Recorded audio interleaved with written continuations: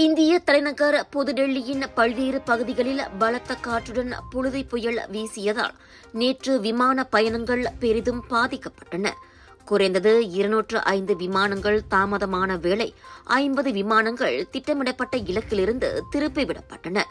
விமானங்களின் புறப்பாடு சராசரியாக 1 மணி நேரம் தாமதத்தை சந்தித்தன.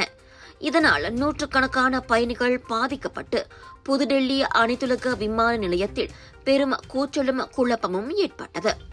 ஏர் இந்தியா, இண்டிகோ போன்ற விமான நிறுவனங்கள் தத்தம் எக்ஸ் தளங்களில் ஆலோசனை அறிவிப்புகளை வெளியிட்ட போதும் ஏராளமான பயணிகள் அதிருப்தியை வெளிப்படுத்தினர்.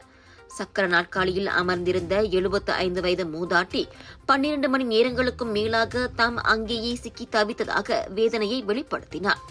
பலர் எக்ஸ் தளத்தில் தங்களின் குமுறலை கொட்டித் தீர்த்தனர். நிர்வாகம் சரியில்லை, அனைத்துலக தரத்திலான விமான நிலையம் என்பது பெயரளவில்தான், ஆனால் ஒரு பேருந்து நிலையத்தை விட மோசமாக இருப்பதாக புகைப்படங்களை பகிர்ந்து பலர் சினத்தை வெளிப்படுத்தினர். வெள்ளிக்கிழமை மாலை டெல்லி மற்றும் அதை ஒட்டிய பகுதிகளில் வலுவான புழுதி புயல் வீசியதில் சாலைகள் மற்றும் கார்கள் மீது மரங்கள் விழுந்து பெரும் சேதம் ஏற்பட்டதும் குறிப்பிடத்தக்கது.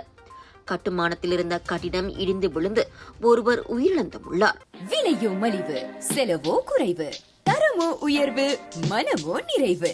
மக்களின் தேர்வு என்ரிகோஸ் முழு ஆடை சத்துள்ள பால்மாவு.